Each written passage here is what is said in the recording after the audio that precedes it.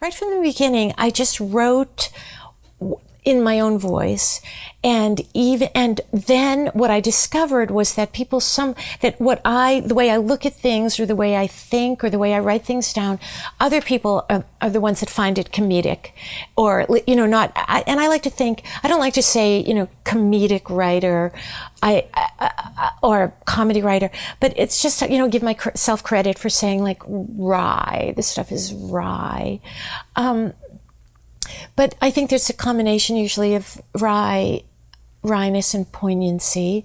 And so it's more just, can't really explain, it's just sort of the way I write. And when I write it, I remember with the Inn at Lake Divine, and I submitted it to my agent, and I said, thought to myself, well, here's my really serious book. It was about a restricted hotel and anti-Semitism.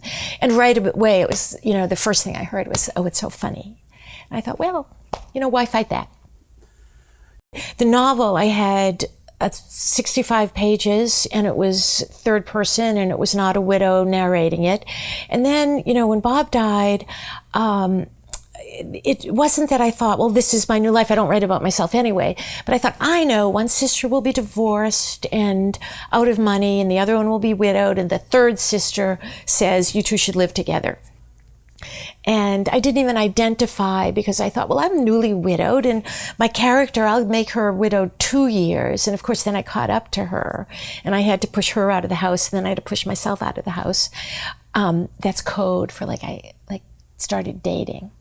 Yeah, I learned that, even in the saddest, grimmest times, then it's not that sort of sustained grieving and misery. And I learned this when my husband's brother died in 1995, and it was in California and visiting, and the day after he died, my sister-in-law and I went to Trader Joe's.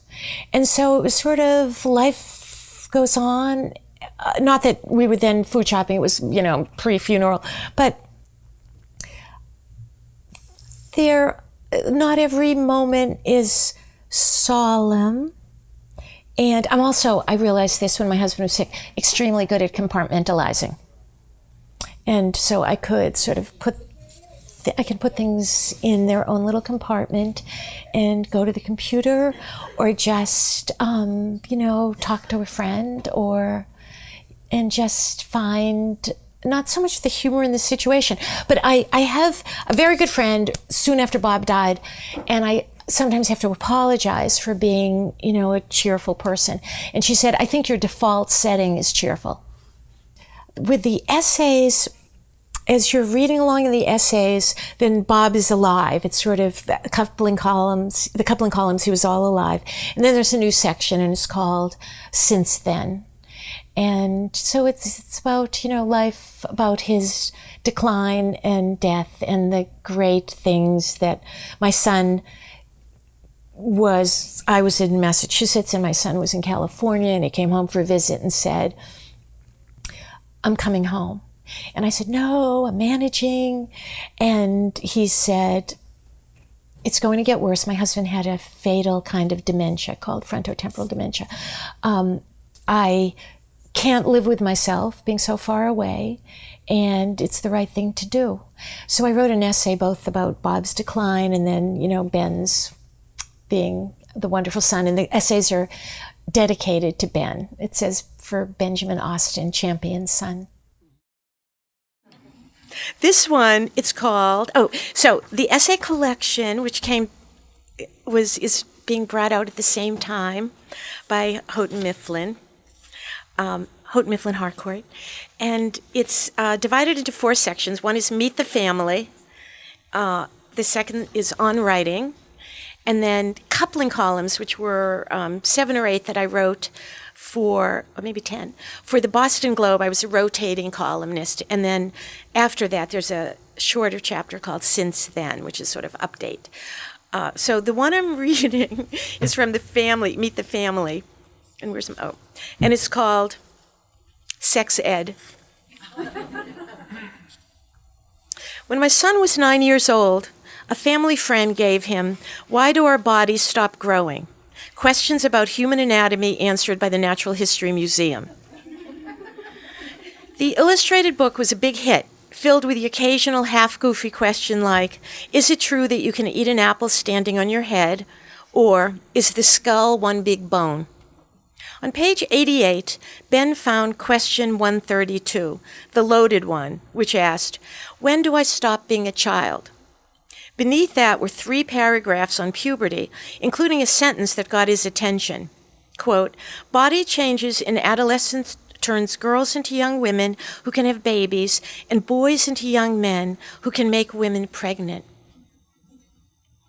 That there was a connection between boys and babies had apparently never occurred to Ben. How, he asked, incredulous, do men make women pregnant?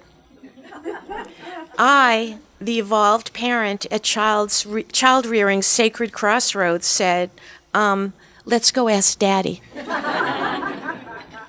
And then, to prove it was science rather than cowardice, added, "He's a doctor."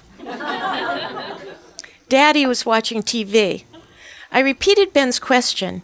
My husband said in a voice I didn't hear very often, therapeutic, pedagogical, Fred Rogers, "Well, sure, I can answer that. Do you want to sit down?"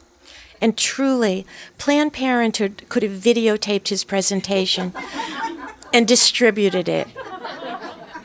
The penis, the vagina, the sperm, the egg, logically, calmly, no smirking. Ben listened and didn't interrupt. When Bob finished, Ben asked, not coyly but suspiciously, "How does the seed get in there? Remote control?" Bob said no. The man puts his penis into the woman's vagina.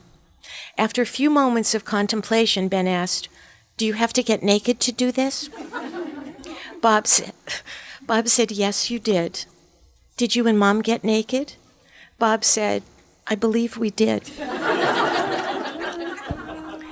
Our son stood up, exited the room, and yelled from the kitchen, "I'm never doing that." We waited for his return and his follow-up questions. I said, "That was excellent. You couldn't have done any better." "We'll see," said Bob. A few days later, at the kitchen table, Ben asked me as casually as he could, without looking up from his breakfast, "How do girls get pregnant?" I said, "Ben, you remember, Daddy told you the whole story 2 nights ago." His tone changed to one of weary tolerance, as if I were the one who needed the refresher. Yeah, he said, "I know. The man takes the seed out of his tush and the woman eats it."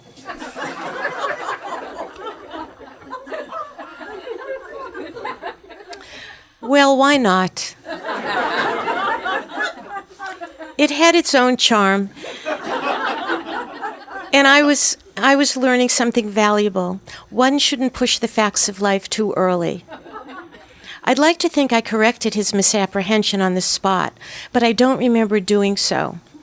School took the next step, a unit named Human Growth and Development, formerly known as Human Growth and Change, amended after some parent, this was a lab school at Smith College after all, worried that the word change would traumatize.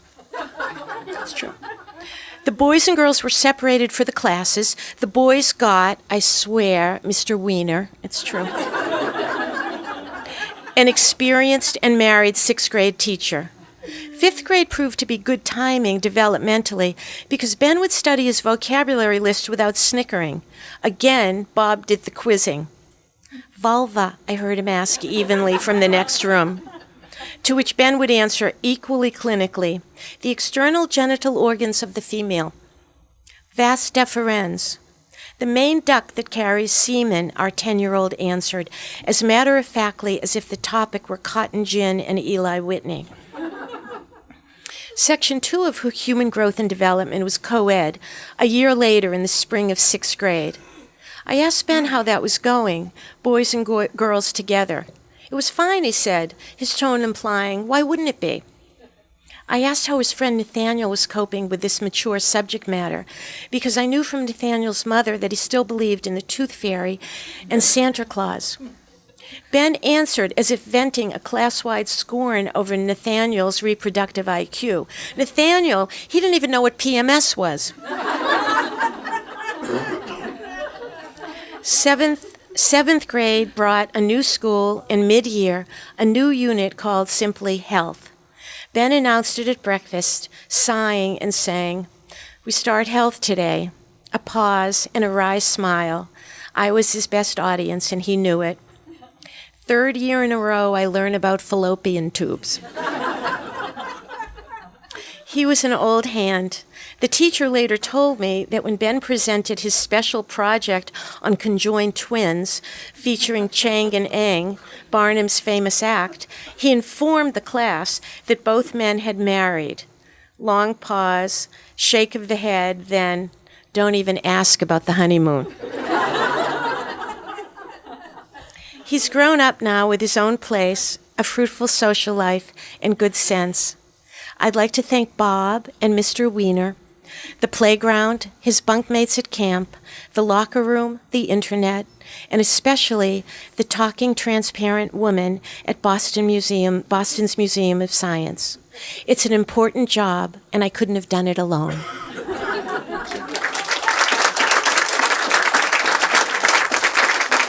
Thank you.